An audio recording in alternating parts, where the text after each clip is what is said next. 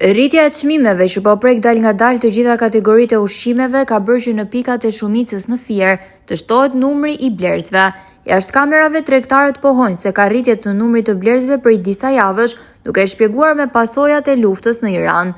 Është një zgjedhje më pak komode krahasuar me supermarketin pranë shtëpisë, por me leverdi në këtë periudhë kur çmimet janë rritur ndjeshëm për kategori të tjera ushqimesh, si fruta perimet, mishi, uji dhe qumshti.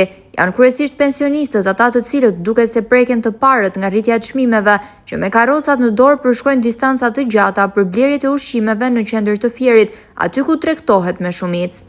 Nga lagje një maj. Bëj nga që pazar me që pse pensionisti jemi s'na del llogaria.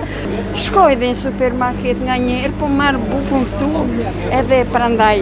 Këtu marrim qik më lirë nëve se pensionista, sa morën pension, do marrim ilaçe, do marrim këto tjerë, së nge ligje këtu.